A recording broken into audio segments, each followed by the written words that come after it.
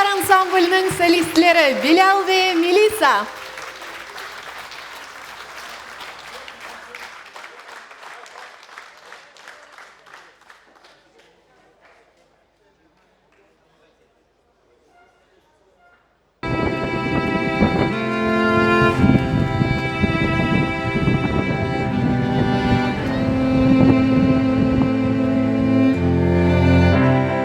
Если какие-то проблемы, у меня никогда не показываю это на сцене. Я пытаюсь показать красоту танца, хореографию нашу красивую, крымско-татарскую именно хореографию, красоту нашего великолепного танца, крымско-татарского, нашу грацию.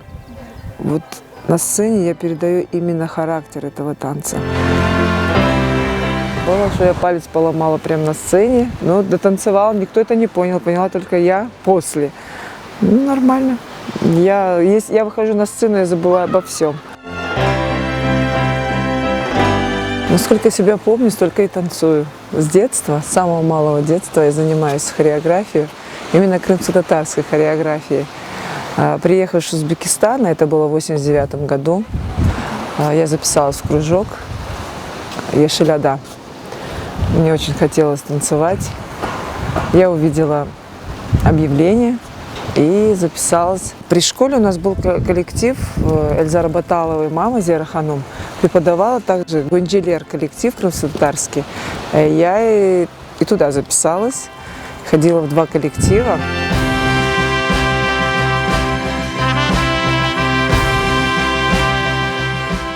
Отец был против. Но благодаря бабушке Нурия Бита, она вот настойчивая, это мать моего отца, она настойчиво говорила, пусть ребенок, вот он хочет работать по этой профессии, пусть идет учиться, пусть работает, не трожь ее.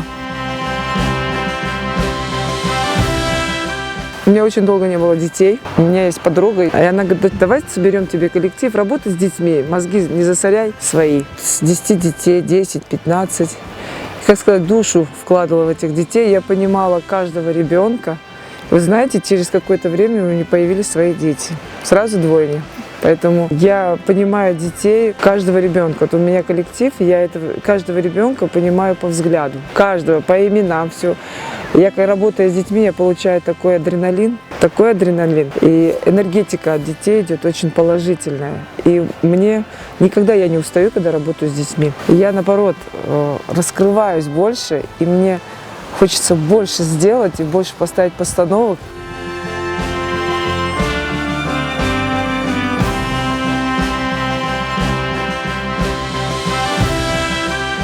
Если мне скажет ребенок, блинчики хочу, я могу в 5 утра, в 4 утра, я могу в 3 часа утра нажарить, приготовить. Это у меня не проблема. Я могу сутками не спать, но каприз детей на первом месте. Как все это успеваете? Успеваю.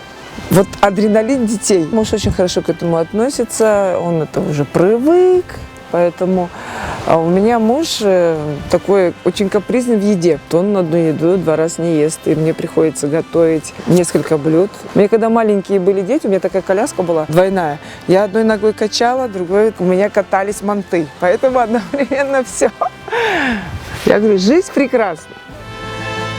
Я так долго ждала этих детей. Поэтому спасибо Аллаху, что Он мне их дал.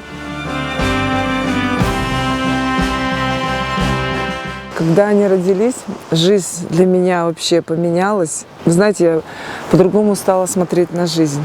Жизнь настолько прекрасна, когда есть дети. Честно, вот я вам говорю как мать. У меня 2 прекрасных сына, которых я люблю больше жизни. И готова ради них перевернуть горы.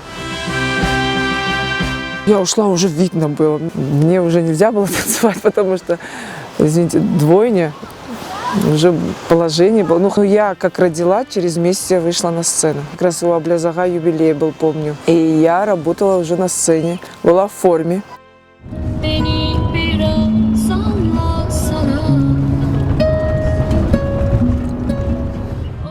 Я очень люблю ездить за рулем. Это успокаивает. А люблю ездить именно к морю, дальние расстояния. Я такой человек, когда никогда в жизни руки не отпущу. Я упаду, дальше пойду. Поэтому Я успеваю везде. Я люблю просто смотреть на море. Вот тогда у меня столько идей.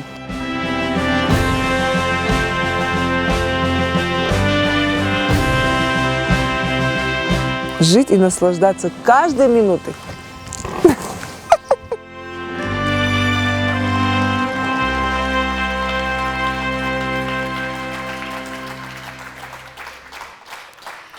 Майя Анафиева, человек, который, несмотря ни на что, в любую минуту, в любой ситуации, с улыбкой на лице, даже несмотря на то, что она сломала танец, выйдет на сцену и станцует, и который точно знает, что жизнь прекрасна. Майя ханум, хош келдіңіз. Селям алейкум. Майя ханум, ваша юность, ваше детство прошло в городе Белогорск. Вы уже сказали об этом. Выросли в семье, где было у вас 5 родных сестер и братьев. Расскажите об этом, расскажите о своем детстве. Знаете, когда в семье много детей, это такое счастье, это такая поддержка. Это у нас 3 сестры и 2 братишек, ну, двойняшки. У нас в каждом поколении двойняшки, двойня. Поэтому так у меня двойня. Поэтому это очень такая поддержка, когда большая семья, особенно когда уже появляются у каждого дети, и когда мы собираемся у мамы, как мама говорит, «Келдіңіз, қуандырдыңыз, кеткенде да қуандырдыңыз». Поэтому это такое счастье. Я знаю, что вы родились очень маленькой, на 7-м месяце, кажется, да? Да, вот я родилась на 7-м месяце, родилась 950 грамм.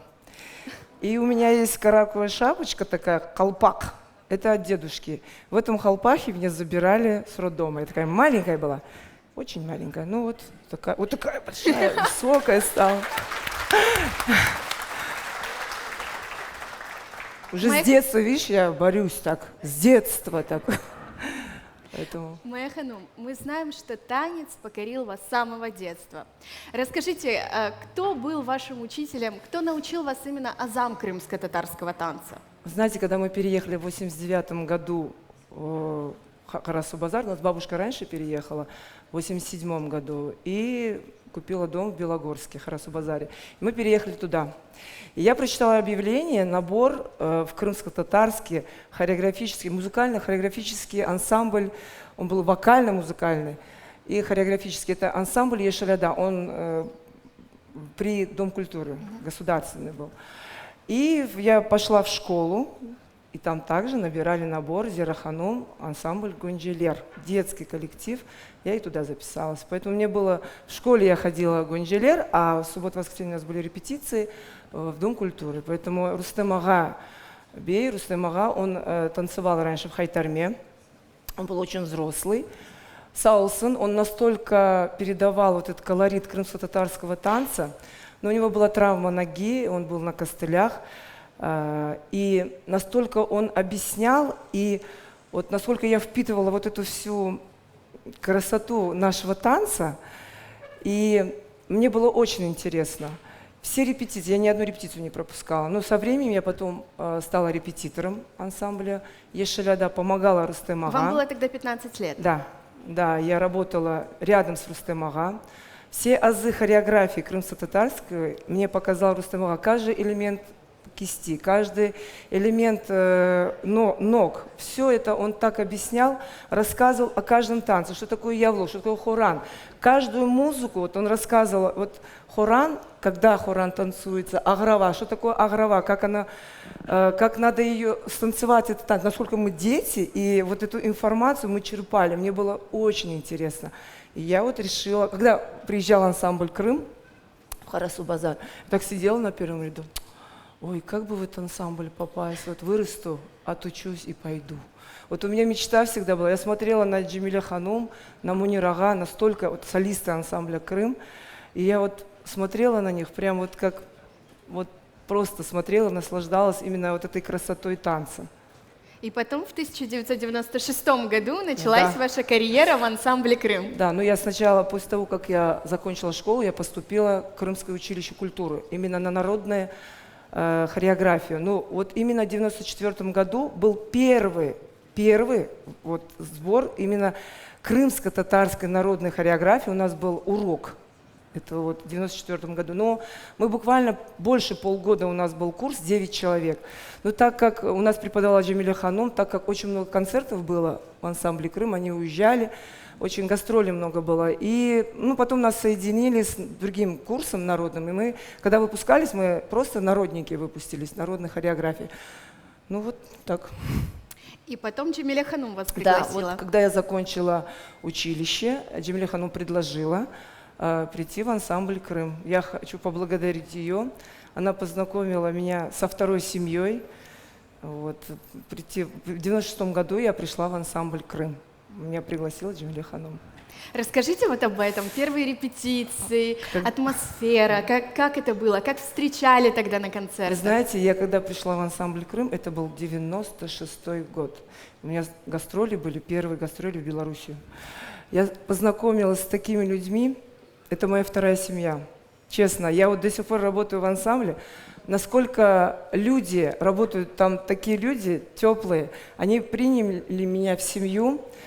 Я познакомила очень такими знаменитыми артистами. Я вообще даже не представляла, что я познакомлюсь с такими людьми. И мне было так гордостно. Вот я вот просто могу гордо сказать, я счастливый человек.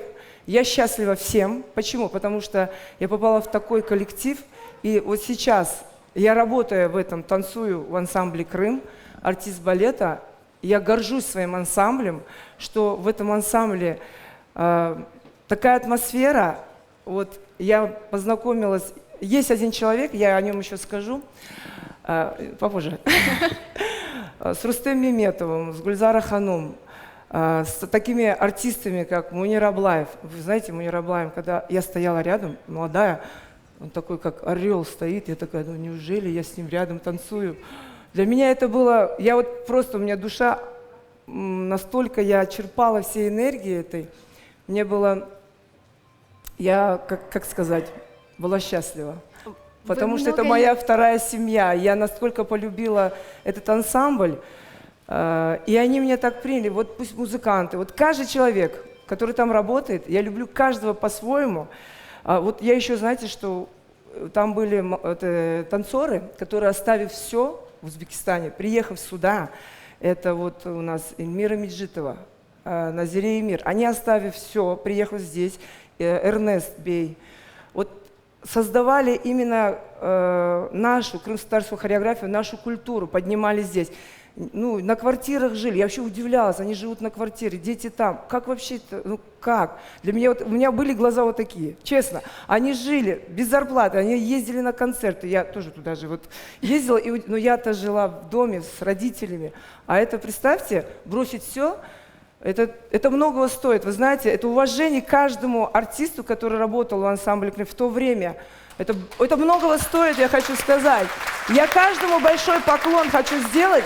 В то время, это 89-й, 90-е годы, они ездили по всему Крыму, ездили вот по селам вот этим. Вы знаете, люди стоя аплодировали. Я в 96-м году пришла, в 97-м году, вот когда начала ездить по всем городам, по всем селам, когда люди стоя аплодировали, плакали на концертах, для меня это было все. Я смотрела на этих людей и думаю, вот это да, вот насколько наша культура на высоте, насколько люди воспринимают нашу культуру, ну это многого стоит. Артисты, это вообще супер люди. Майя Ханум, тогда в ансамбле главным балетмейстером была Ремзия Бакал. Да, Ремзия Бакал была. Вы знаете, насколько Ремзия Бакал передавала колорит, когда работала, показывала движение. Я пришла с училища, я честно скажу, я пришла гиперактивно. Бывает человек такой, гиперактивный. Вот мне хотелось так все, я все любила, вот любила все мужские танцы. Женские танцы для меня были так, я на это все смотрела, мне мужские танцы я больше воспринимаю, мне они очень, я вот просто как коттедж, как Джамиля Ханум говорит, угомонись, угомонись.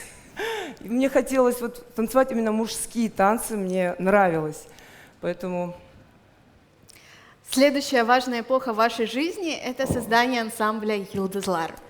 И прежде чем мы начнем говорить об этом ансамбле, предлагаю посмотреть небольшой промо-ролик.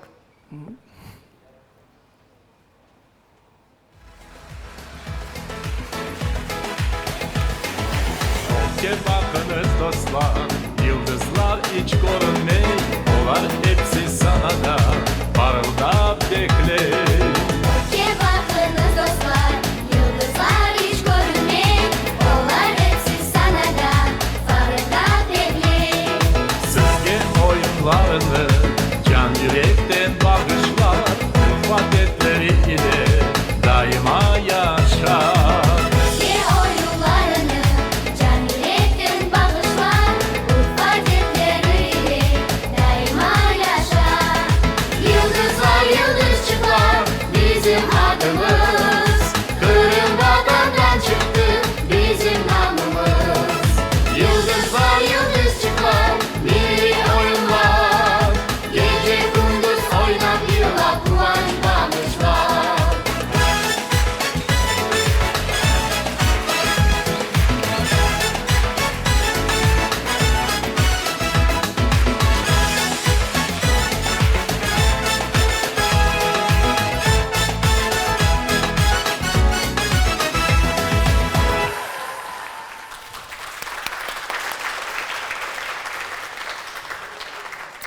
Майя Ханум, как появилась вообще идея создания крымско-татарского детского танцевального ансамбля? Ну вот, вы знаете, да, у меня лет 10 не было детей. У меня, честно, на этом фоне, у меня жизнь как-то, она была такая, как сказать, у меня всегда были такие нервные я всегда зацикливалась на этом. И у меня есть подруга, она работала тогда заучем школы, или она, наверное, также мы приехали с ансамблем «Крым». У нас концерт был в школе, мы показывали какой-то концерт у нас там был, и мы остались после концерта, мы начали общаться. В 42-й школе, Да, правильно? в 42-й школе. Города Симферополя, в Каменке. Да, в Каменке. И она мне предложила, может, откроешь у нас в школе такой крымско-татарский коллектив, займись, набери детей, не начинай думать, не думай о детях, и все, вот они твои, ты работай с ними. И я набрала детей, и сначала было так 15 детей, а потом больше. Я ждала эти репетиции. Я полностью ополонилась вот в тот мир детский. Я даже скучала, если вот, например, нету репетиции, но сейчас у нас такого нету, чтобы у нас не было репетиции. У нас всегда репетиции, у нас дети не отдыхают. Поэтому каждый ребенок для меня значим. С каждым ребенком, если вы подпустите ребенка к себе сюда и откроете свою душу, дети чувствуют все. И каждого ребенка я чувствовала своим сердцем. Каждого из них, каждого. Поэтому дети — это святое, ради чего есть смысл жизни, ради чего вот ты творишь, все делаешь и стремишься идти наверх. Это дети. Потому что это наше будущее. А после того, как пару лет я поработала с детьми, я хочу вам сказать, у меня появились свои дети. Знаете, когда у меня появились свои дети, я на 180 градусов просто вот так развернулась, вот так. И я смотреть начала на жизнь по-другому. У меня взгляды на жизнь поменялись вообще. Мне хотелось каждой минуткой, каждой секундой наслаждаться и быть с детьми постоянно. И каждый взгляд ребенка для меня много, когда еще рядом свои, с этой коляской, давай, орут, кричат, давай, взяли одного, здесь репетиция. Поэтому это многого стоит, честно. Это такой кайф быть матерью, это супер. И дети, когда растут, и когда ты видишь результат, я вот смотрю на детей, вот какое бы мероприятие ни было, я смотрю и наслаждаюсь. А когда они красиво танцуют, это вообще аж сердце так дудух. Я говорю, как красиво, а? Ну какие они красивые. Поэтому есть смысл жизни. Это дети. Буквально через 2-3 недели после родов вы уже вышли на сцену. Да, вот у Аблязага, да, помните Аблязага? Здесь коляска за кулисами, а я там асаса. Нормально, хорошо, все отлично прошло. Салса, я хочу поблагодарить свою семью.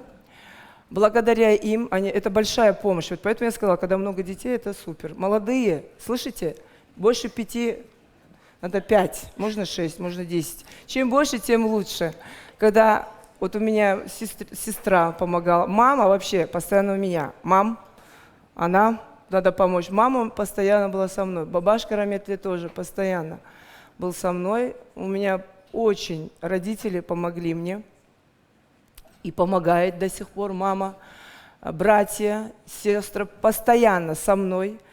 И вот поэтому, когда большая семья, это такая поддержка, это большая поддержка в воспитании, в помощи. Еще когда такая, знаете, вот профессия, когда есть семья и когда есть поддержка, это хорошо. Дорогого стоит. Это дорого стоит, честно. Саул, сын моей Анашки, она постоянно под правой рукой, поэтому постоянно рядом. Я вот говорила про одного человека, который я не сказала этого человека. Есть такой человек в ансамбле «Крым». Вот я пришла в 96-м году, познакомилась с этим человеком. Этот человек самый добрый. Вот даже слов нету таких. Честно, я не могу найти слова. Это Сервер Ага. Это моя, не то что поддержка, мама с правой стороны, Сервер Ага с левой стороны. Все мои идеи, Сервер Ага, так и так. Да, мои, яп. Я говорю, Сервер Ага, вот так хочу. Да, мои, яп. Поэтому вот такая поддержка, как я пришла в ансамбль от Сервер Ага, начиная с музыки, я советовалась во всем. Это мой, вот я говорю, левое плечо. Я говорю, Сервер Ага, вот так хочу, вот так. Как вы? Угомонись, подожди. Поэтому по музыке полностью, то, что касается музыки, я рассказываю идею. Сервер Ага, вот так, как? Он полностью со стороны музыки мне помогает Сервер Ага. Саулсон всегда, никогда не говорит «нет». Это самое... Делай, посмотрим. Яп. Вперед. Я говорю, вот с того дня, с 96-го года. И до сих пор постоянно вот рядом. Саун Сервер Ага, вот я вам большой поклон. Саун, что вы есть. Поэтому такая поддержка, это многого стоит, честно. Вот со стороны музыки это вообще всего. Майя Ханум, вы говорили, что после рождения детей ваша жизнь кардинально изменилась. А как это отразилось на вашем творчестве? Мне хотелось столько ставить постановок, вы просто не представляете.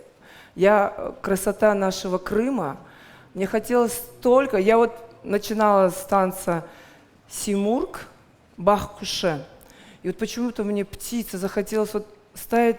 У меня все танцы, они идут, как сказать, все сюжетные. Я старалась детям ставить такие, ну не только сама, но и детям такие постановки, чтобы они запоминали, чтобы оно оставалось вот постоянно, не просто хайтарма, но не просто они танцуют хайтарма, а чтобы были сюжетные танцы. Когда сюжетные танцы, они долго живут. И детям интересно. Мне главное было заинтересовать ребенка, чтобы ребенку было интересно.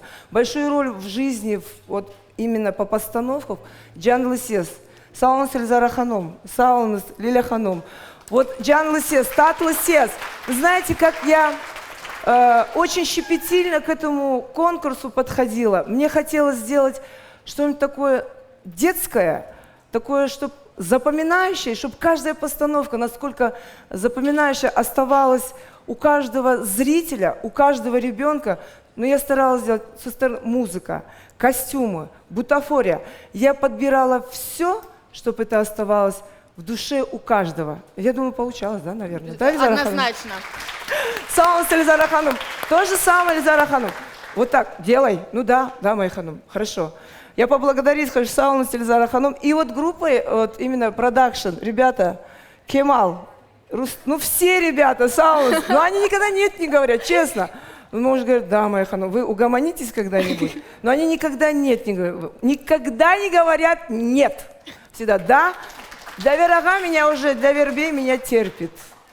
Когда у нас съемки сказки было, он кричит рупор, а я рядом кричу. Он говорит, слушай, зачем тебе рупор? Ну, дать тебе рупор. Я говорю, зачем мне нужен? Я без рупора справлюсь. А вы знаете, как у нас на Хредене здесь шутят? В 10 часов ночи позвони Майя Ханум, и да. она завтра утром 100 детей организует. Ну, а что делать? В 8 утра они уже будут на Белой скале. Это же надо. 100%. У нас съемка была, на День флага мы снимали. Давер говорит, во сколько вы будете? Я говорю, в 4 утра. 3 автобуса выезжают, и за ним еще 70 машин. Он говорит, ты ненормальная? Я говорю, так подожди, еще не все приехали. Ну сколько, 300 человек было, да? 200? Да. Я не знаю, сколько было. Факт, что у нас на 25 килограмм плов был уже в 8 утра готов. Да-да-да, и дальше выходит моя ханум, несет самсушки, которые она пекла всю ночь. Нормально, но это же не проблема печь, я тебя умоляю. Кушать это вообще не проблема, приготовить. Ты же знаешь. Нигде, вы знаете, не должно быть нигде проблем. Вот это мы сами себе проблемы создаем. Вот как, вот я говорю всегда, вот как ты себе дорожечку вот так сложишь, вот так, она так и пойдет. Поэтому жизнь прекрасна, надо, вот каждый человек сам себе дорогу ставит. Надо каждый, если каждый положительно будет дорожечку такую ставить, все будет прекрасно. Моя ханум, вашему ансамблю в этом году 20 лет. Это да. 20 Это лет такая нам очень уже весомая исполнилось дата, 20, уже да. исполнилась Да. в этом году. Сколько детей вообще за эти годы прошли через вас? Скольким вы открыли дорогу на сцену? Я не знаю, сколько детей, честно. Я вот клянусь, я не знаю, сколько у меня детей. Я вот честно вам говорю. И в школах, и у меня студии, вот сейчас осталось только вот в Харасу-Базаре и в Симферополе основные студии. У меня и в Ялте была студия, и в Судаке была. Но так как это постоянно ездит, концерты, у меня основная работа ансамбль «Крым». Я стараюсь сама работать в студиях, сама. Есть очень много у меня ребят, которые рядом со мной с детства, с самого детства растут. Но я знаю, что у меня 7 человек уже работают в ансамбле «Крым» профессионально. Они учатся на хореографа. 7 человек уже официально работают в Государственной филармонии в ансамбле «Крым». Машаллах. Вот мы готовим специалистов. Вы знаете, если ребенок с детства черпает вот именно нашу хореографию, нашу музыку, я не просто веду уроки, я беседую с детьми о нашей культуре. Это этикет наш, это все обряды. Вот я стараюсь рассказывать детям. Больше у нас проходят беседы о нашей культуре, о нашем прекрасном танце, о нашей музыке. У нас музыка очень красивая, она своеобразная. Нету нигде такой хайтармы, как у нас, честно. Она просто великолепна. И если ее больше слушать, я стараюсь, чтобы мои дети в ансамбле, они ее слушают, честно. Вот даже тойларда, вот на свадьбах, они заказывают крымско-татарскую музыку. Вот недавно я отдала дочку замуж. У меня все дети, дочки, сыновья. И мы сделали, вы знаете, мы сделали именно, они говорят, вот флешмоб, давайте. Я говорю, давайте сделаем народное. Давайте мы будем, все без проблем. Дети у меня уникальные, все. Слушают, честно. Вот у нас очень много проходит бесед. Вот у нас был клип «Зельфисия». Я вот стараюсь не просто станцевать, как я вам говорю, вот как родились дети, я стараюсь снять каждый танец, сохранить, именно снять клип, оставить за собой, чтобы смотрело молодое поколение, смотрело и училось. Вот я до сих пор учусь, до сих пор стараюсь, читаю, там, интересуюсь, потому что у нас уникальная культура. И также я детям объясняю. И вот я хочу еще сказать, стараюсь снять и оставить. Вот клип недавно, «Зельфисия» мы сняли в Коктебеле. И вот комментарии там пишут, о, языктыр, моя ханым хым татар ойынларын огренте, не үшін татар жалаф етмеймін, мен татар жалаф етем. Ама біздің балаларымыз эпсы татар тіліні білмейлер. Есть такие, вот, например, я объясняю, терминология есть крымско-татарская. У нас есть только пару движений, например, это Джамиля Ханум. Например, Падыбаск, она назвала это движение сарма.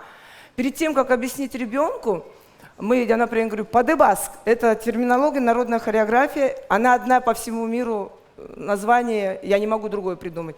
Вот когда Джамиля Ханум, у нее тоже большая школа, и вот она назвала это движение сарма. Я спрашиваю, вот, я человек в крымско-татарском, именно правильно, грамотно расписать. Я сейчас к этому еще дальше приду по терминологии. Как правильно, например, сказать переменный шаг? Надо так правильно его составить. Например, я спросила, мне сказали, арты саралы арикет. Вот я стараюсь, пару элементов, я стараюсь на татарском преподавать, ну и перехожу на русский. Вот сейчас младшее поколение, маленькие, 3,5-4 годика. Я хочу сказать большой сагул родителям, у меня маленький состав 3, 2,7, 3. 5 детей тек татаржа лафетелер, тек татаржа мен дерсім албарам, сон, қазақша чеверен, нечун десен, біздің балаларымыз эпсы білмейді тілдері. Мне приходится переводить на русский, И мы ярым пополам, мы учим цвета, мы учим правую и левую руку, как вот стараемся, біз татарша лаф етеміз. И вот Гүлзар ханым баласы келе, тек татарша лаф ете, Эмине ханым, Ахмет, дерскете ойта. Май ханым, не үшін олар қазақша лаф етелер? Я говорю, Ахмет, сен татарша лаф ет, олар да татарша лаф етежектер. Яқшы май ханым. Бір хыщық менде бар, Халисе. Мен дәрсіма берем, айтам, топеге, тупге. Омаға келе айтам, май ханым, тупге айтмаға олмаз, ашаға. Я говорю, яқшы балам, ашаға. Ну вот так и мы учимся. Майя Ханум, а в вашу студию приезжают дети с разных уголков Крыма. Да, с разных. Расскажите об этом. Откуда к вам приезжают на занятия? Красноперекоп, Ялта, Керчь. Ну, со всего Крыма, Алушта. Раздольная. Я вот вам честно скажу, я поблагодарить хочу родителей, насколько сейчас родители вкладывают в своих детей, машалла. Я поблагодарить каждого родителя хочу, своего ансамбля, насколько они вот не ленятся. Я скажу в 4 утра, вот честно вам говорю, вот клянусь, сказала в 4 утра надо быть на съемках. Они так, опа. Я говорю, Саунс Балар. У нас есть свой повар, Рустем Ага, Саунс.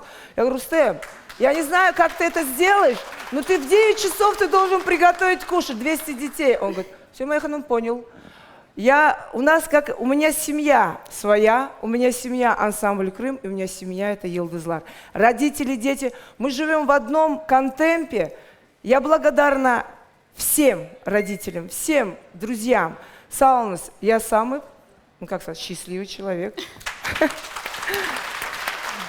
И даже сегодня к нам приехали ваши ученики из Ялты, насколько я знаю, и приготовили подарок. Buyurunuz ballar.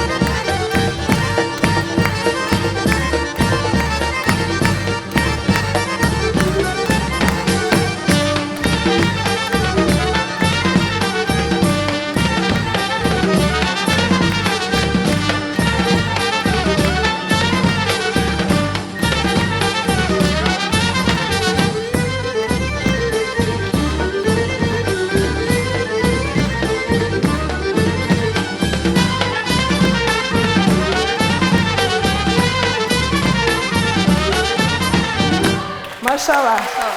Вы знаете, вот эти дети, они смотрят на старших и черпают всю информацию, вот как губку черпают. И вот этот народный танец, вот с малого детства вот эти дети черпают. Это супер. Машалла. Вы говорили, что вообще все ваши танцы, они действительно отличаются от остальных. Это идея, это сюжетная линия. И я знаю, что вы очень много читаете, советуетесь, да, изучаете легенды и нашу историю. И я знаю, что сейчас в этом зале есть человек, который вам в этом помогает. Но перед тем, как пригласить его на эту сцену, хотелось бы показать маленький кусочек, отрывок с вашего танца Аскер Кыз. Это отдельная история.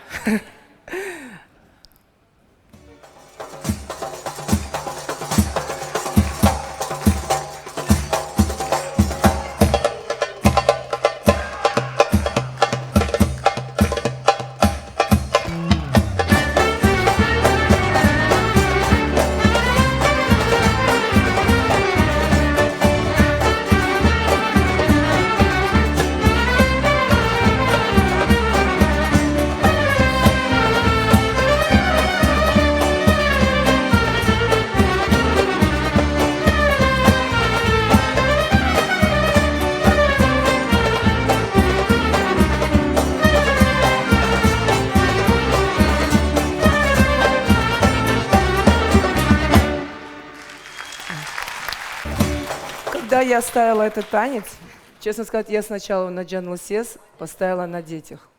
И потом думаю, почему бы самой не танцевать? Я говорю, сервер-ага, вот хайтарма, вот нужна хайтарма. Саусын сервер-ага, вот полностью музыкальное исполнение, это все сделали. И он говорит, ну давай. И я поставила на ансамбль «Крым». Мальчики, профессионалы работали. Сейчас работают ансамбль «Йылдызлар», ребята уже подросли, работают этот танец. Я очень и щепетильно к этому танцу подошла. Мне хотелось поставить что-нибудь такое воинственное. Я думаю, как интересно поймут, ну женщина, воин, как это вообще будет? Аблязага. Надо пойти к Аблязага. Вот сейчас на эту сцену хочется пригласить известного писателя, поэта, журналиста, переводчика Аблезиз Авелиева. Аблезизаға buyurыңыз bu sanaға. Я поздравила.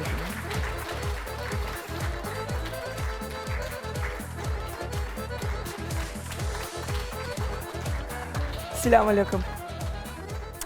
Селям алейкум. Geçiniz. Selamun aleyküm Ablezizаға. Buyurыңыз. Аблязага, можно я скажу первое? Можно. Аблязага, мен сізні жан жүректен хайырлайым доған күннен, сізге хави саулық тілейім, бұл вақыт саулық олса еп солacak. Аблезизаға yakında 85 yıllıkını юбилейні kaydetti. Юбилей. Sağ ol Mayı. Çalışa yakınca. Sağ ol, Allah razı olsun. Hoş sefa geldiniz, saygılı cemaatler. Mayı bizim sanatımızda bir fenomen. Ben şahit hep sayam ve bunu şimdi ben ispatlarım.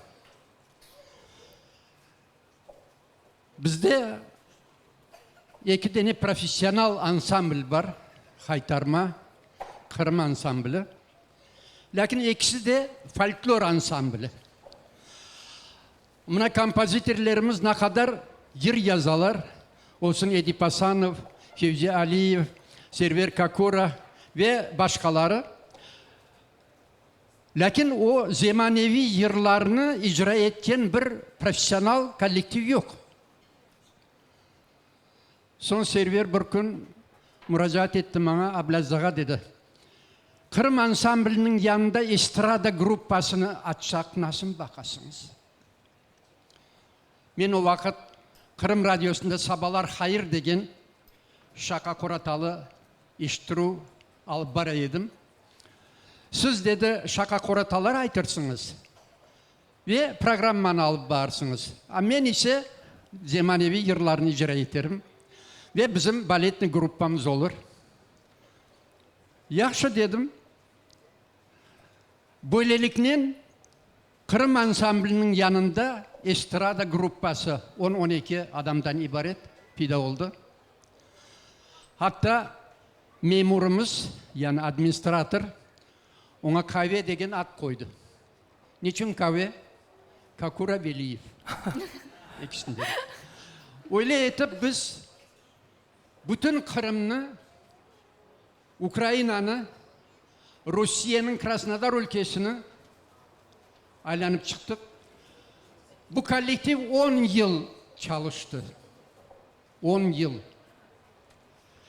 Ve birinci gününden sonki gününeceğiz o ansamblde, o gruppada Mayı Hanım yetekçi oyunculardan birisiydi. Ben onun ana babasının evinde de oldum. Mayı Hanımlarının evinde de oldum. Biz ağa kardeş gibi bütün vakit konuşaydık. 10 yıl beraber olduk. Gece gündüz çeşit situasyonlarda olduk. Lakin bir kere birbirimizge bir ters bakkan, yaramay bakkan, canımız ağırgan şey olmadı. Buna Allah var tepede. Ben sizge aytayım. Ve Mayı hakikaten de tek oynay değil, konsertler devamında yeni oyunlar uyduraydı. Benim aklımda Kirov rayonunun Karagöz degen köyüne bardık, Pervomayski. o klubta konser bергенде оларның клубның хадимлерінен бірсі Майеге Чингене антерні берді. Ondan соң Майеде Чингенелер ойыны деген ойын пайда болды. Ана ондайын қазақша айтқанда нахаду о яңа ойындар қойды.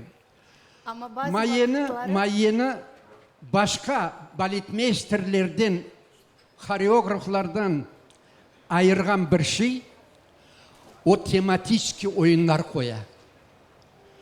O oyunu баққанда аңлайсың, тіліні аңламаған адам біле, бұл ойын не ақында екенini аңлатмақ керек değil.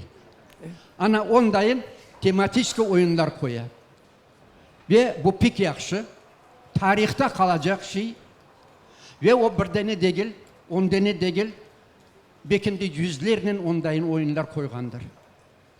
Nu kimerde o akılına kele, lakin nasıl yapmasını bekim bir kereden aldırıp olamay. Ve müracaat ete, ben bir vakit yok demedim. Biz olarga mevzu uyduramız. Neticede o mevzuda son Maya Hanım oyun koya. Ana Simurg oyunu hakkında ayttı Maya. Бақшы. Simurg oyunu pida olganda sanada herkes şaştı. Çünkü öyle şey görgeni yok kimse. Onun постановкасы da Maya'nın özü. Urbalarının eskizlerini yapkan da onun özü. Tikken de onun özü. Ve olarını parça parça o yaktan bir yaktan tapıp getirip uydurgan da Maya'nın özü. Neticede gördünüz nasıl acayip bir zemanevi, alel husus bir dülber oyun pida oldu. Ve başka oyunlarda, olsun tütüncüleri hakkında, olsun Han Sarayı hakkında, olsun Demirci Dağı hakkında ve başka mevzularda da Maya Hanım ana ondayın acayip tematik oyunlar koydu. Mesela Demirci Dağı hakkında oyun koyacak oldu. Lakin tarihini bozup gösterirler. Bambaşka adamlar kelgen, bambaşka şeylerle uğraşkanlar. Lakin o yalan. Tarihten belliydi. O yerde Meryem degen kız olgan.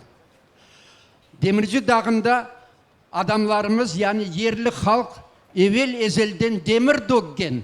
Onun için de o dağın demirci de koygan. O yerden hem demir külçesi çıkkan. Ve ondan adamlarımız demir dökkenler, kılıçlar yapkanlar, eşyalar yapkanlar ve uydurganlar.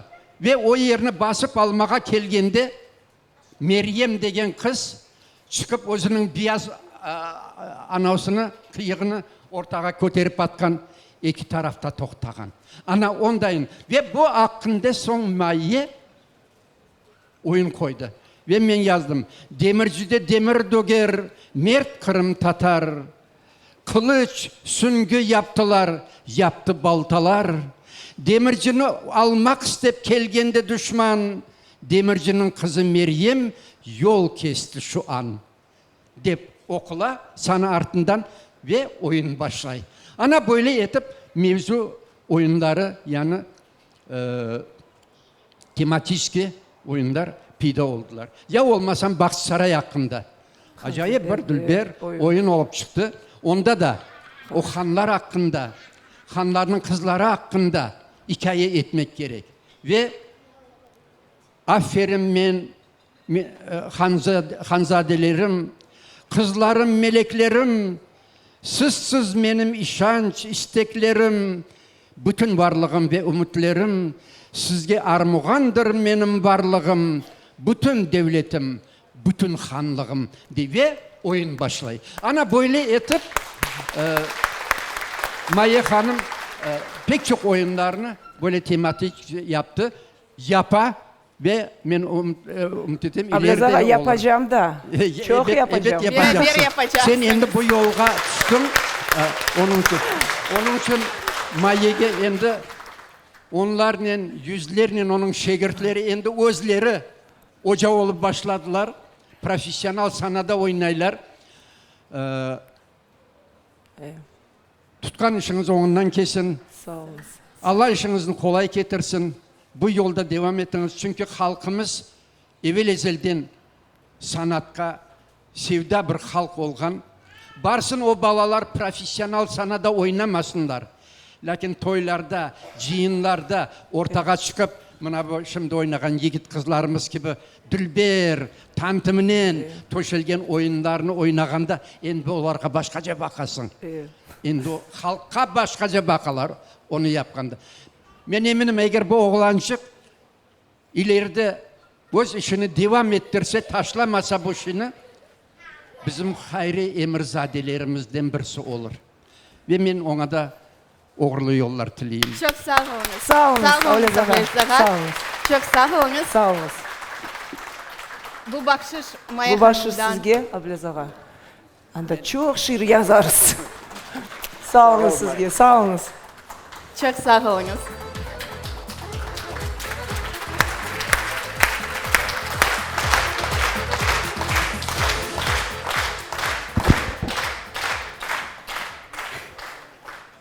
Майя Ханум, на что зритель в первую очередь обращает внимание, когда танцор на сцене? Конечно, это в первую очередь бросается в глаза костюмы. Расскажите, кто дизайнер ваших костюмов, кто продумывает идеи, кто шьет вам эти костюмы, и самое главное, сколько у вас их? Много. Ну, первый костюм я хочу поблагодарить Майре Ханум Люманову. Первый костюм, халат, шила дизайнер этого халата Майре Ханум и вышивка. И сама она шила его. Все она вот полностью это делала Майре Ханум. Также вот костюм Сеймург. Также дизайнер костюма Сеймург это Майре Ханум. Телетурна. Также дизайнер этого костюма Майре Ханум. Саунус Майре Ханум. Я благодарна вам всем за вашу поддержку. Я говорю, когда я выбирала, мне надо было хвостик сделать, я ходила, мне нужны были такие лески специальные на хвост. Я ходила в строительный магазин, думаю, ну как же это сделать, а?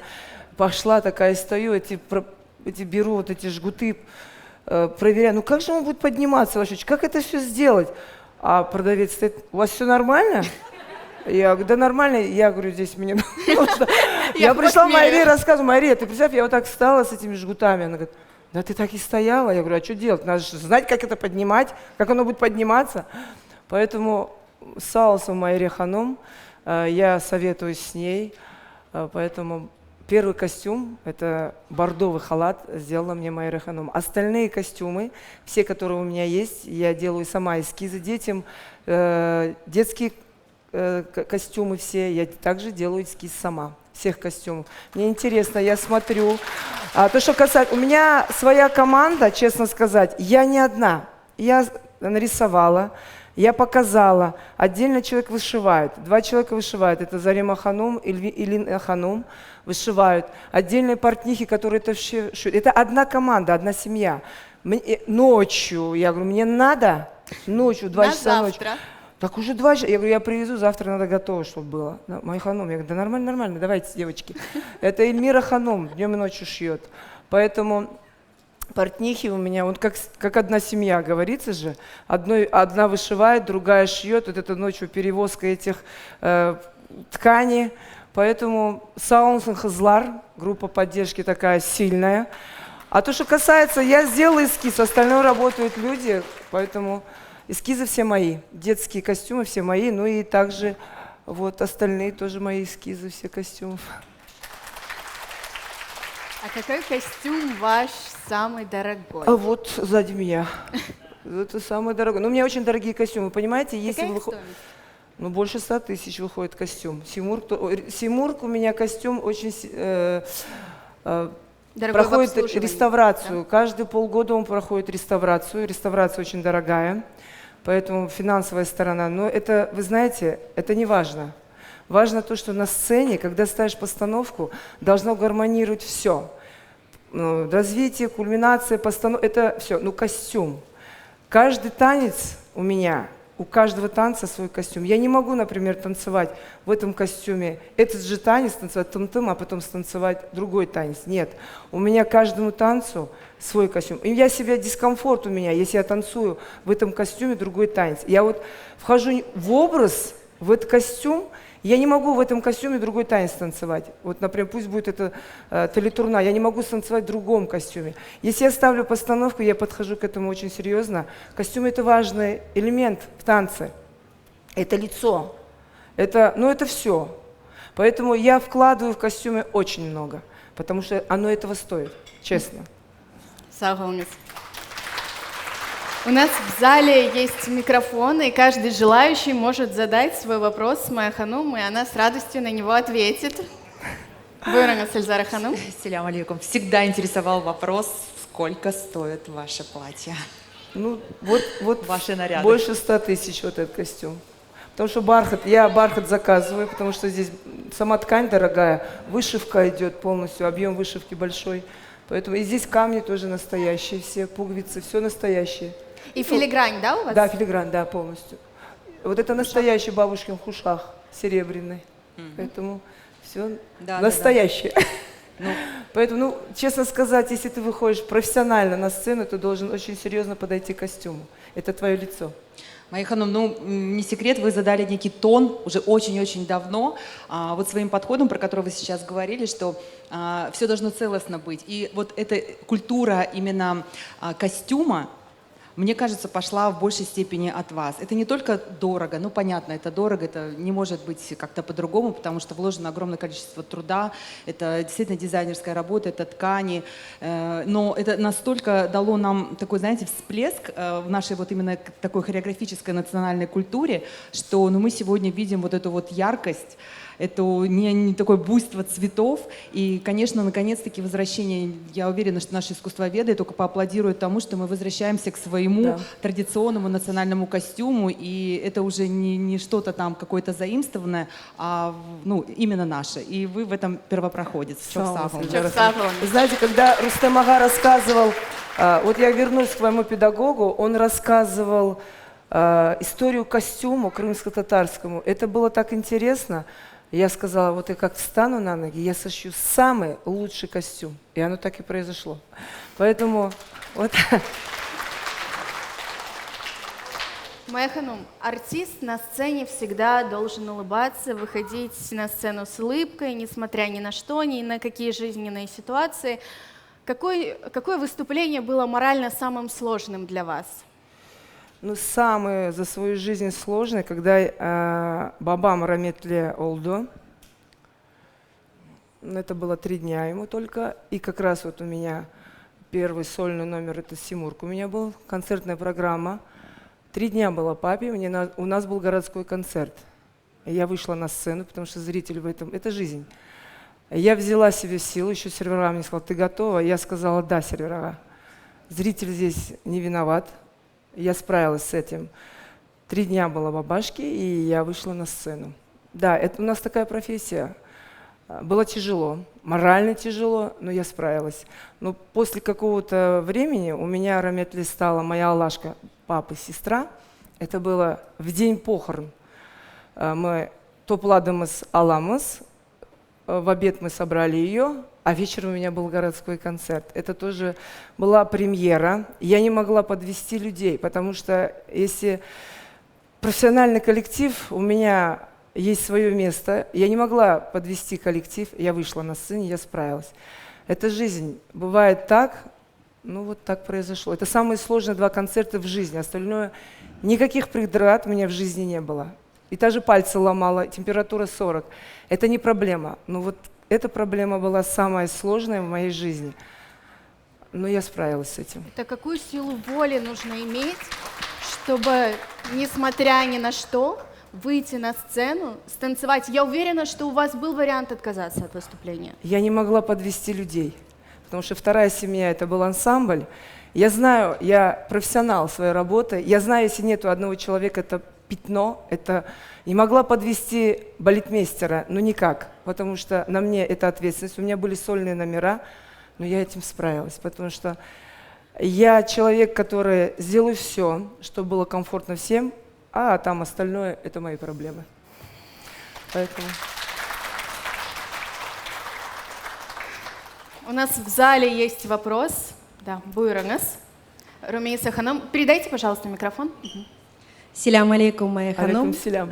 Мен сізні пек чоқ еллар таныйм. Знаю вашу стойкость, знаю, насколько вы прорывная. Но все же хочу задать этот вопрос. Были ли какие-то сложные преграды на вашем вот таком мегапути? Нет. Никогда. Никогда. Упаду, дальше пойду. Не получится. Мэханум, вы заказываете всегда авторскую музыку для своих танцев. С кем из музыкантов вы сотрудничаете? Вы вкладываете в это личные средства, правильно? Да. Ну, первоначально мне помогает сервера, ансамбль Крым, музыканты полностью. То, что касается моих постановок. Ну, я еще обращаю, у меня есть стилизации, вещи, я стилизую крымстарскую музыку. Я обращаюсь к Ружди Бею, обращаюсь к Алимбею. Ребята, никогда не отказываюсь, никогда записываем все это, делаем саусынлар. Никогда. Ну, первоначально полностью ансамбль Крым, вот серверага помогает по музыке полностью. То, что касается народной хореографии, народной музыки, полностью записывает ансамбль Крым. Всю музыку. Это ансамбль серверага. Саусын серверага. А еще вот чечек у меня танец, вот я тоже его стилизовала, эта постановка Крымгуле. Также вот Руждей. Сначала мы, это Нарвин Байбуганов, мы как-то с ним, он сделал костяк сам, потом мы записали Саусын, мы записали с Руждей это все, он собрал все это, я благодарна ему, потом мы обратились к Руждей, а серверага потом так раз, быстренько подрихтовался, вот так все. Поэтому, вы знаете, то, что вот музыка, еще есть, вот когда идут концерты, мы-то на сцене, есть люди, которые за кулисами делают такую работу объемную. Есть люди, которые как... Их не видно, бойцы, их вообще не видно. Они за кулисами там где-то с билетами, где-то там принести, отнести, все это организовать. Это должна быть такая команда, она у нас есть. И в ансамбле Крым, и в ансамбле Йылдызлар Сауыныз. Сауыныз 7. И Йылдызлар, и ансамбле Крым. Мулькунулся. Майя ханым, спрашивать, наверное, ничего не буду, потому что очень давно знаем друг друга, уже более 30 лет. Когда-то нас супруги познакомили, и мы с этой дружбой идем по жизни. Хочу просто отметить одно качество, о котором ни Майя сама не скажет. Только ее друзья, близкие, ее окружение знают, насколько она отзывчива. Позвони ночью, позвони днем, Майе надо. Все бросает и едет, бросается на помощь. Даже не надо ей говорить, просто вот поделиться, позвонишь, она тут как тут.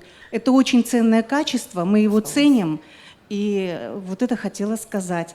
А иногда вот просто между собой, когда мы общаемся, я хочу ее пожурить уже, остановить действительно, потому что ну, это просто невозможно.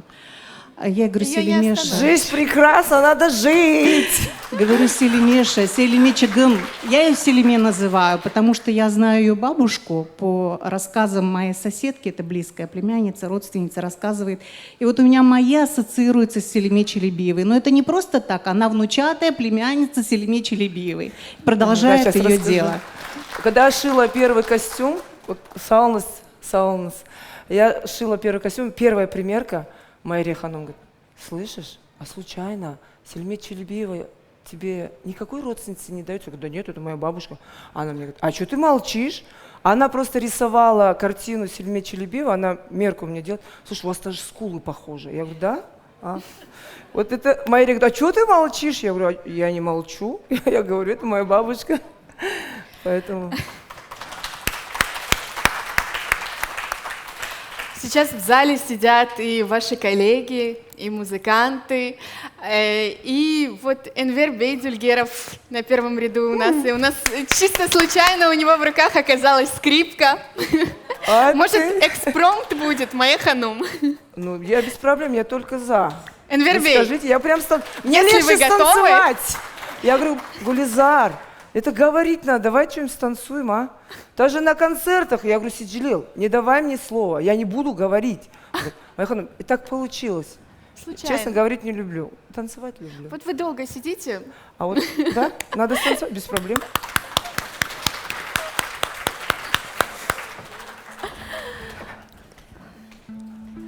Hazır olsanız. Азырым, всегда азырым. Майя Ханум, какой номер будет? Экспромтом вы можете А посовещаться. давайте тым-тым, наверное, да? Тым-тым. Выронил. Я извиняюсь, что я без костюма. Не успела переодеться.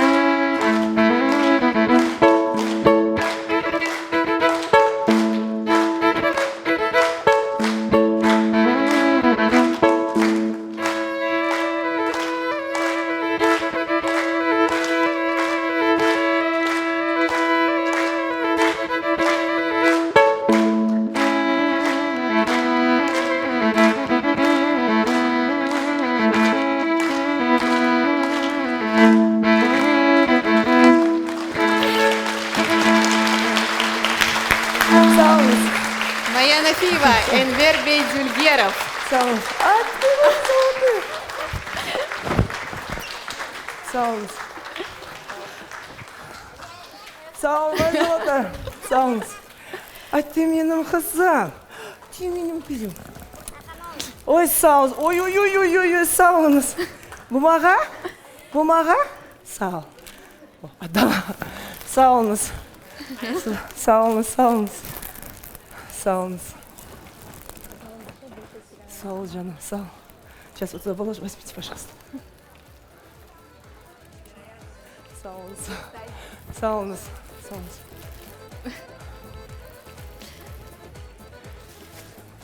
А я напоминаю, что каждый из гостей в зале может сейчас задать вопрос, пользуясь случаем. Может быть, у кого-то есть вопросы. Вы можете, конечно, обязательно их задавать. А сейчас я предлагаю посмотреть маленький видеоролик. Это отрывок из танца к 6-й крымской татарской книжной ярмарке. Вы поставили номер «Стилизацию». Да. Давайте сейчас посмотрим его, а потом продолжим диалог.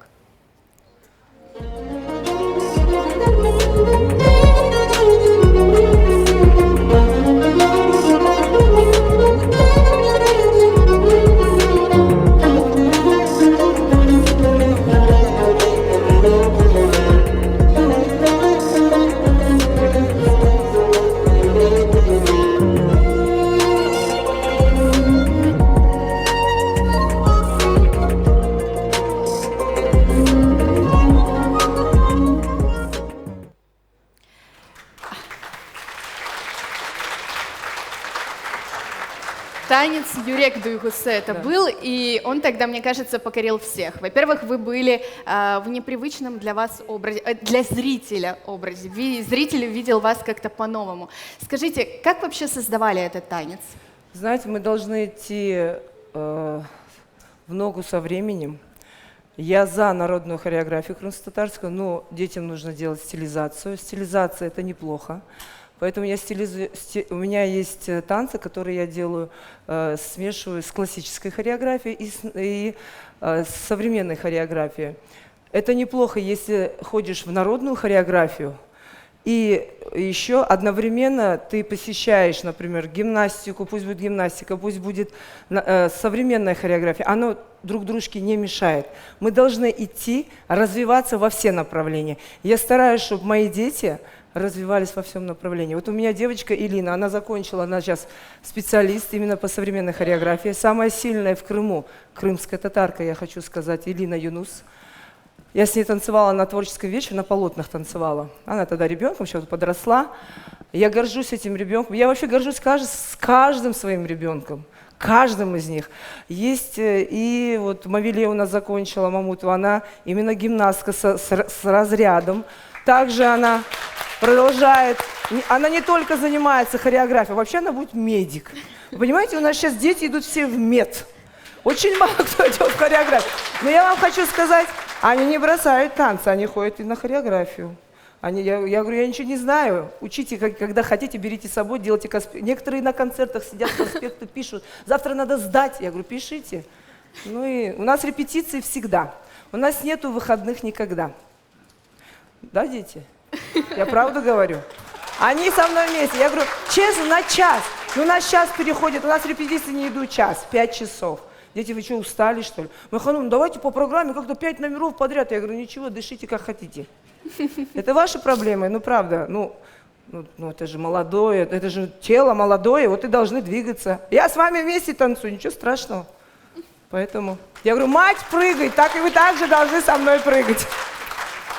Короче, я им не даю покоя, понимаете? Они такие, как и я, гиперактивные. Есть ли у нас вопросы в зале? Моя ханум, то есть есть? Пожелания. Давайте пожелания.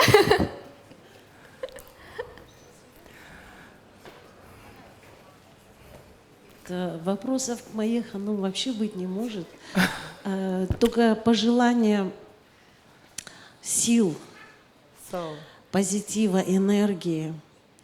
Потому что такую огромную, как сказать, плеяду детей она выпускает. И столько количества детей у нее танцуют. И я всегда со стороны наблюдаю, как она работает, во-первых. Потом наблюдаю за детьми, как они слушают ее. Это уста с большой буквы. Büyük harften usta desem olacak ve Maya Hanım'ın adı elbette tarihimizde kalacak ve bizim kültürümüzde, sanatımızda ayrı bir yer çoktan belli o yerinde ve ayrı aytmak isteyeyim ballar için ve bu ballarının ana babalarına maşallah. Her vakit bakam.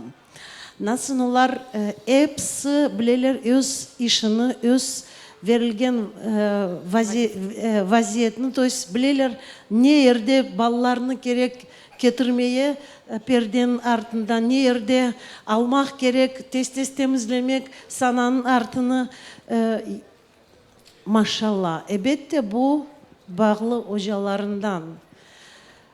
Hocalar onlara örnek ve herkes için elbette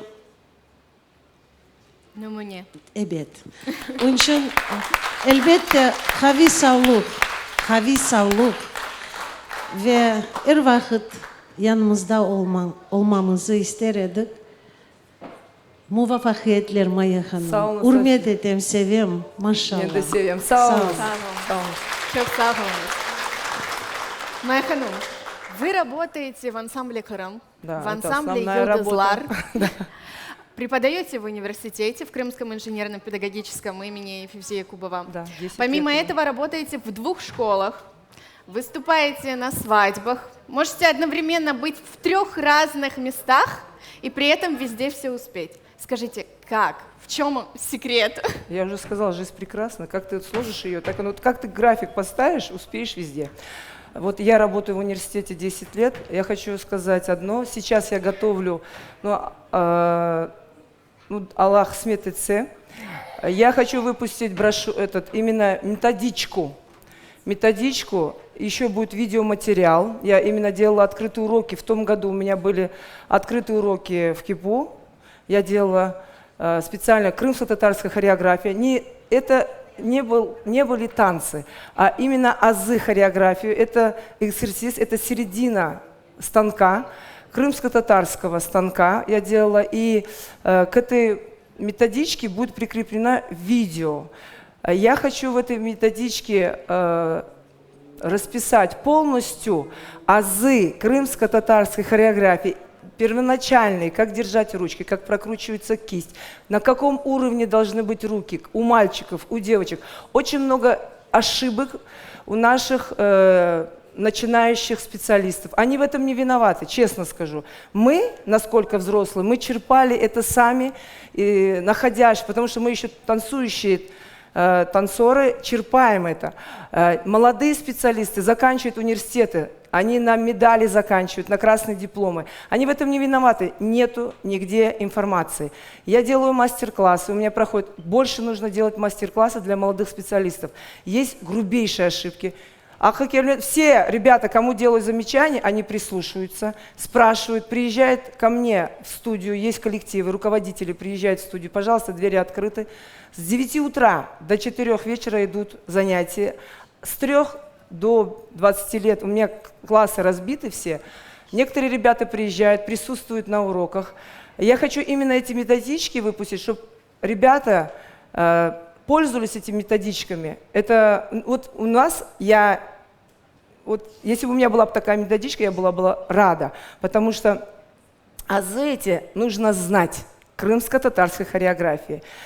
Вот возьмем по музыке я буду советоваться с великими людьми, с музыкантами, на какую долю надо садиться аграва. Очень много ошибок неправильно считают аграву, поэтому это нужно делать.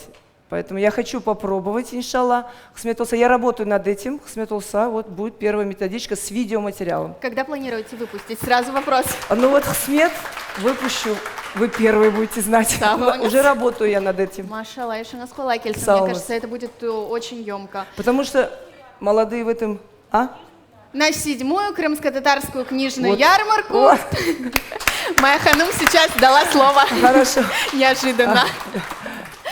А у нас есть вопрос в зале. Арсенбей Бекиров, Буйрангас. Селям алейкум.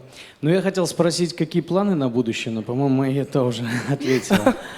Вообще, первая крымско-татарская атомная электростанция предлагаю назвать именем Майе Анафиевой. Потому что это энергетика, это нечто. Саун, Майе Ханум, Майе Тата.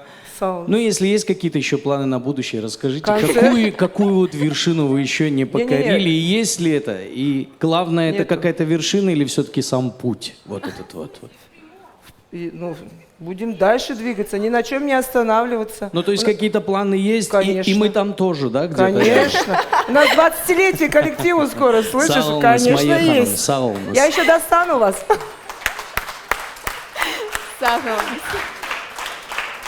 У меня не бывает, чтобы у меня планов не было. Только серверга мне говорит, подожди. Нет, не закроется серверга, честно.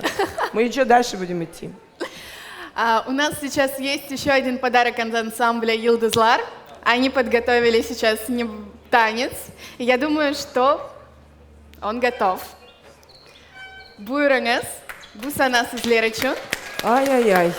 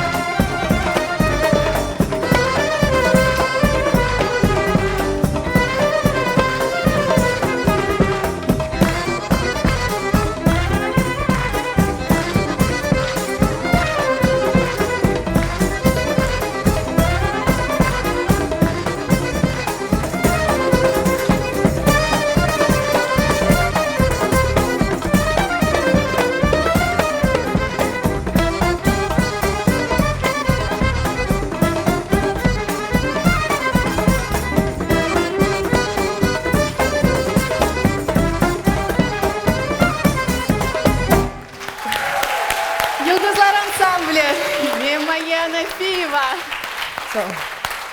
Балар, честно, сидеть не могла. Ах, мои дети. Кстати, в ансамбле Крым уже работает. Çok sağ olunuz.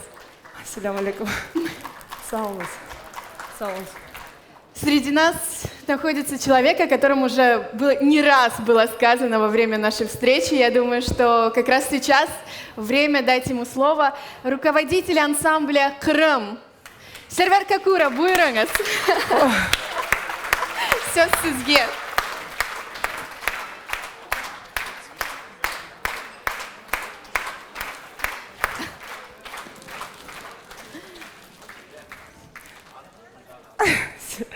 Sağ olun Server ağa.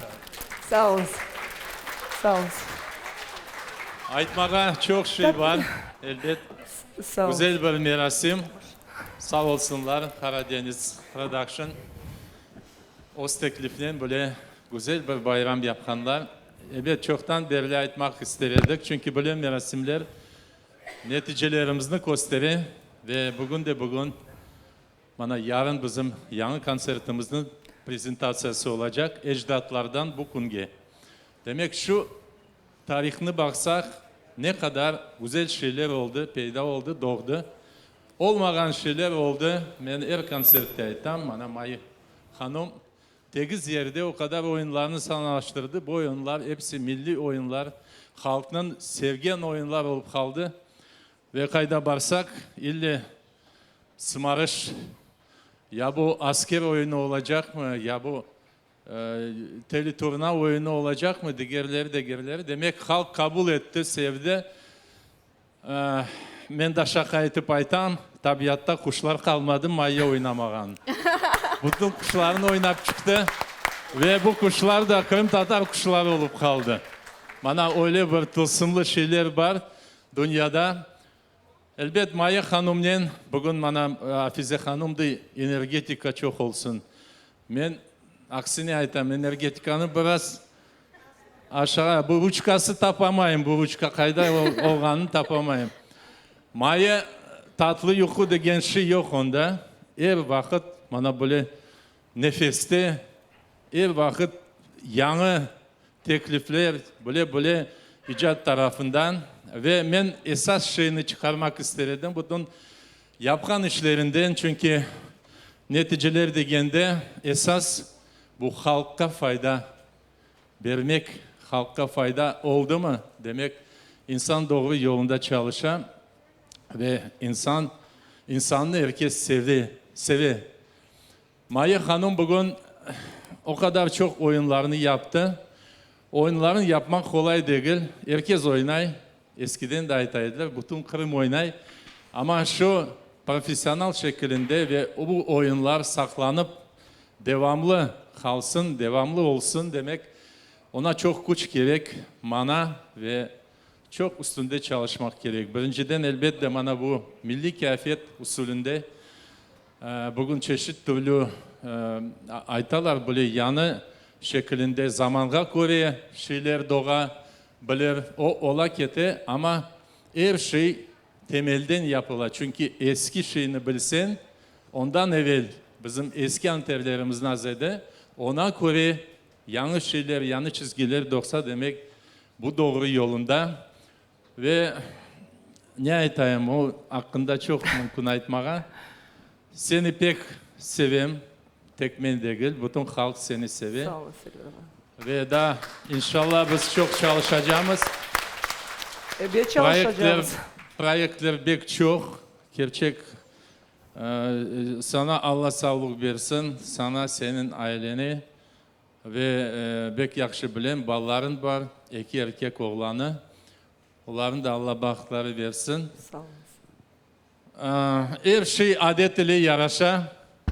Ben pek istedim. Şimdi mi zaman o? Bahşişiniz var öyle mi? Bahşişim var evet.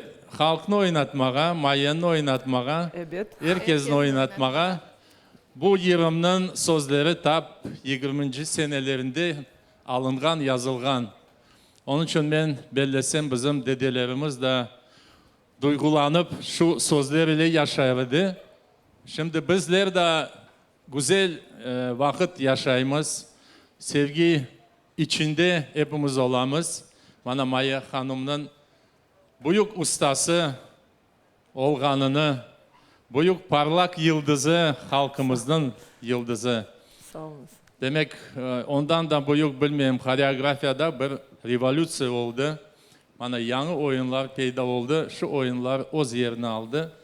Ve bizim için bu büyük galibi. Hayırlı olsun şu güzel merasim. Geliniz, manelerge sizni davet ettim.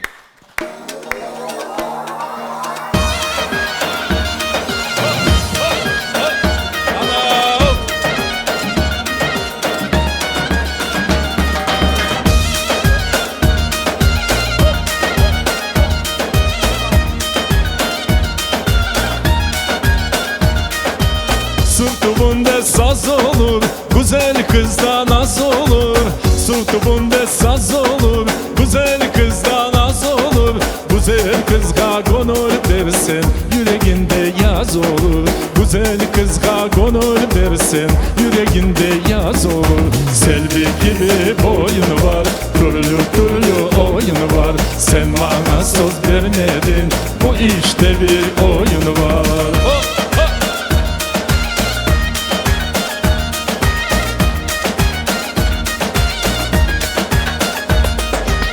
Akagit'nin yazısı, güzel kızın nazlısı. Akagit'nin yazısı, güzel kızın nazlısı. Okunmuyor peşinden, başının bu yazısı. Okunmuyor peşinden, başının bu yazısı. Selvi gibi boyun var, türlü türlü oyun var. Sen bana söz vermedin, bu işte bir oyun var. Herkes oynasın.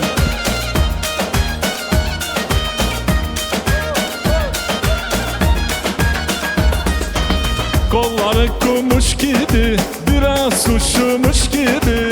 Kolları kumuş gibi, biraz uçmuş gibi. Sevgilim geldi gitti, sanki dersin kuş gibi. Sevgilim geldi gitti, sanki dersin kuş gibi. Selvi gibi boyun var, türlü türlü oyun var. Sen bana söz vermedin, bu işte bir oyun var.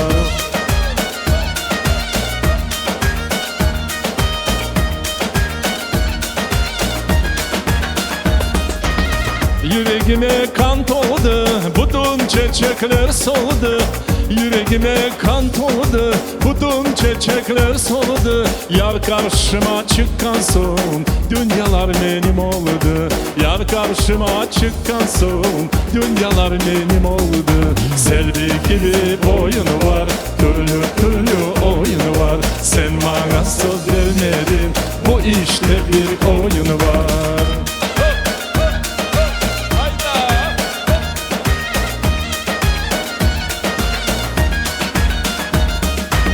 Elimde bir top nane, kul oldum yani yani. Elimde bir top nane, kul oldum yani yani.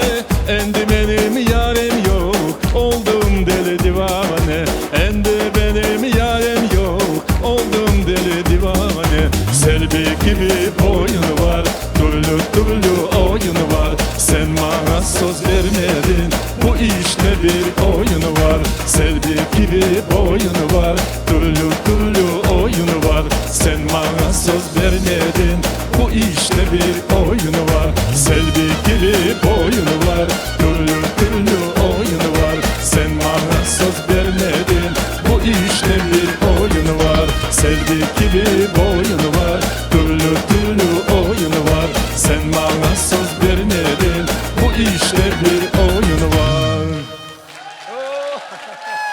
Sağ olun Server Ağa. Sağ olun, sağ olun. Çok sağ olunuz. Çok çok Sağ sağ olun. olunuz. Sağ olunuz Server Ağa. Sağ olun. Ay, sağ olun. Sağ olun kızlar. Sağ olun. Sağ olun. Даже мне подарили цветы. Хочу тебе передарить их. Сауна, у меня есть это Sağ вам. olunuz. Сауна, да, забирайте сауна. Я вот сегодняшнее мероприятие приготовила, сейчас все будете смотреть новый клип. Специально сегодня, вот вчера он домонтировался, просто посмотрите, Гульзар Ханум, скажите, Да, пожалуйста. конечно. Это называется клип «Тынсымлы ташлар». Сказка. Но перед этим у нас есть еще один вопрос. Салас Ханум. Гонджелер, вот она тоже ходила в Гонджелер. Салас. О, это Харасу-Базар, посмотрите, аж с Харасу-Базара приехали. Это мои родители с Харасу-Базара. Салас Хузларушки. Опа. Салас. Майя Ханум, у нас еще есть вопрос. Слушай, Джану. Майя Ханум, что вас больше всего мотивирует продолжать свое творчество? Знаете, мы живем на своей родине. Я буду делать все, что касается нашей культуры, и развивать нашу культуру, потому что мы живем на своей родине. И буду делать, чтобы наши дети продолжали также развивать нашу культуру, растить детей после меня, чтобы остальное поколение также развивало, жила на этой земле, на нашей родине, и дальше росли и были еще сильнее. Майя Ханум. Сейчас хотим дать слово. Буквально одну Еще один секундочку, вопрос. секундочку. Просто Майя Ханум сказала, что детки с любого возраста до 20 лет занимаются у меня. Я хочу сказать, что не только до 20 лет. 72. У Майи Ханум есть потрясающая группа для девушек чуть-чуть постарше, и она дарит еще и такую женскую энергетику потрясающую. Самый старший 74 года. Они есть здесь. Все самые старшие таташки. Занимается хореографией уже больше 2 лет. Но у меня была группа такая, вот сейчас возобновилась, уже 2 года занимаются. Самый старший 73-74, я не помню какой возраст. Недавно исправляли день рождения. Ve şimdi Harada bu tedbirni keçirgen, bu tedbirni teşkil etken insanlarni davet etmege isteymiz. Karadeniz Production studiyasının mudir muavini Lila Hanım Bucurova ve Karadeniz Production studiyasının mudiri Elzara Hanım İslamova. Buyurunuz.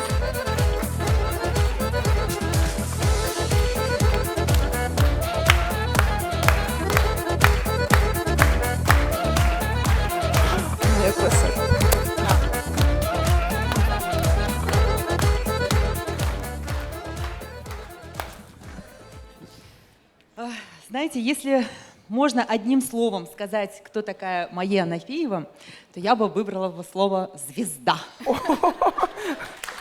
Вот, поэтому логично, что Майя Ханум назвала свое детище Йылдызлар. Очень логично, все правильно, так и есть.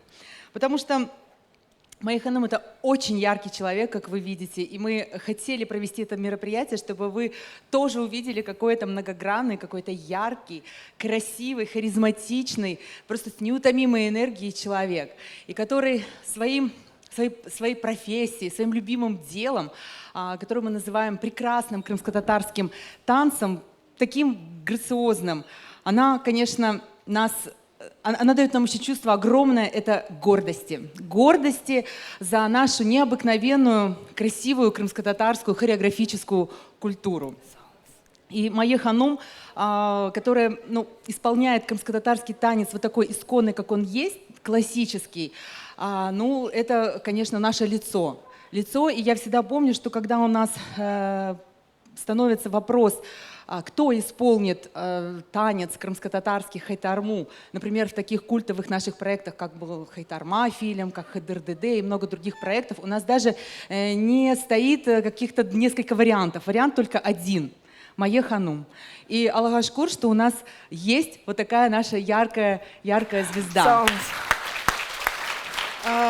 Конечно, еще бы хотелось отметить, что именно Майя Ханум, пусть если даже не первая, но мне кажется, одна из тех людей, которая дала огромный толчок нашей именно хореографической культуре в плане его популяризации, потому что такая вот плеяда крымско-татарских танцев, именно хореографических ансамблей, она стала возникать, вот, мне кажется, так вот активно уже после того, как Майя Ханум основала свой ансамбль. И посмотрите, сейчас у нашего народа это уже как бы элемент обязательного, наверное, воспитания наших детей, что каждый ребенок должен научиться крымско-татарскому танцу, как когда-то там в наше время мы там все ходили в музыкальную школу. И это прекрасно, потому что через танец мы тоже познаем свою необыкновенную культуру и воспитание, потому что в нашем грациозном танце там очень-очень-очень много смыслов. Мы это все прекрасно знаем, но дети, танцуя, погружаясь вот в эту атмосферу, общение еще дополнительно с собой, там мы видим, что и язык, естественно, все. Это все тоже воспитание патриотическое и культурное наших детей. Сағылыңыз, это та прививка такая нужная, важная. И, конечно, всегда я знаю, что в творческой среде артист — это артист, но когда он имеет талант еще быть наставником, быть оджа, это, ну, стократно. Да, это оценка ответственность, просто, да, ответственность стократно. Сағылыңыз за то, что вы у нас есть такая. Мы вас безумно любим, это правда. Кто не знает Майя Анафиева? Знают все. Сағылыңыз. Творческих успехов, Джаном. Они обязательно будут, мы тут не сомневаемся, неутомимой энергии, любви во всем. И мы вас любим. Сағылыңыз. Отдай микрофон. Пожалуйста. Вечный двигатель. Она уже 2 минуты простояла, просто Да. перебираясь с ноги на ногу, и что-то нужно еще руками сделать. Знаете, можно очень много говорить, но иногда молчание более выразительно. А если это молчание еще сопровождено движением души, а танец Майи Анафиевой — это не просто жесты, это движение души, то тогда молчание становится поющим, плачущим, шепчущим слова любви, поющим тихо-тихо своему ребенку колыбельную, объяснением в любви. Оно может кричать, оно может плакать, вспоминая наше прошлое. Вот таков язык танца этой удивительной женщины. Эльзар Ханум сказала, что действительно наш танец, он ведь это не только хореография. В основе нашей культуры, а танец, особенно нынешняя его популярность, она сама за себя говорит, это один из столпов нашей всей культуры. В нем все. Уважение к старшим, трепетное уважение к девической чистоте, восхищение мужским достоинством и много-много-много еще элементов. Мы сидели рядом с Рустем Агадировичем, он говорит, вот смотрю, как они танцуют, и наконец-то наша молодежь стала двигаться, как полагается, и не только в танце. Мы по-другому движемся. Потому что мы теперь идем по родной земле. И потому что рядом с нами идут такие мастера и учат движением души, такие, как Майя Анафиева. Пусть твой вечный двигатель и твоя крымско-татарская атомная станция Я теперь вообще не остановлюсь, поверьте. никогда не останавливается. Не остановлюсь. Дари нам дальше эти счастливые мгновения сопричастности к душе своего народа. Сағыл. Сағыл. Сағыл. Сағыл. Нет, у меня есть. Сағыл. Сағыл. Çok sağ olun. Майя Ханым, сөз сізге. Будет бірінің соңында кейін де сізге сөз береміз, соң біздің клипні бақачақмыз. Кечіңіз торге. Мен жан өректен айтмай астайым, сағылыңыз эпсіңізге. Бүгін келіп, мен қол тұтып, мен пек часлы адам, менде пек çok достарым бар. Мен сізні севем. Сіз барсыз, мен барым. Майя Анафиева. Сауна. Сауна. Машаллах. Честно сказать, я так переживала себя. Я Гульзар говорю, Гульзар, я говорю, не буду говорить, я станцую. Она говорит, да все нормально, все справишься. Сауна сізге. Большое спасибо. Каждому. Продакшн, Саунас, ребята, Саунас за вашу поддержку.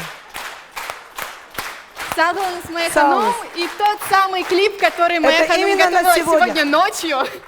Монтировала, вот, снимала, я хочу сказать, Адиле Ханум, тоже моя ученица, вот вместе, Адиле Тур Шабанова, которые снимают вместе по локациям, вместе, Саунас, Адиле Ханум. Они у меня не только танцуют, они мне видео пишут, они мне и монтируют. Но это мои дети, они должны во всем быть впереди, да, мои хорошие? Слово после этой встречи Майя Ханум снова едет на съемки. А вот сейчас, у меня сегодня съемка, кстати, 400 баранов, я договорился, у нас Чобан снимаем сегодня. Я вам честно говорю, в прошлый раз дождик был, я сказала всем собраться, едем потом на съемку. Мы не отдыхаем. Если клип готов, попрошу режиссеров его включить. Саунас. Адиле Ханум, мы сегодня специально подготовили, чтобы вы посмотрели. Премьера. Премьера, кстати, вот только вчера его собрали, все смонтировали, специально для сегодняшнего мероприятия. Хорошего просмотра.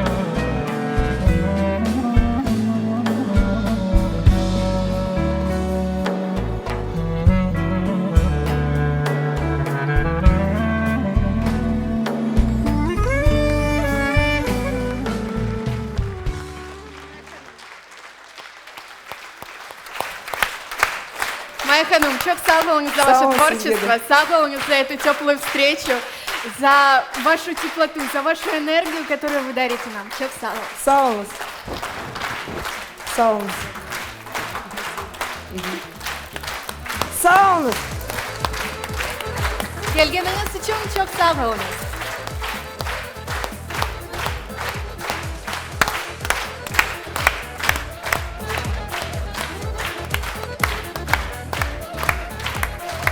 Все.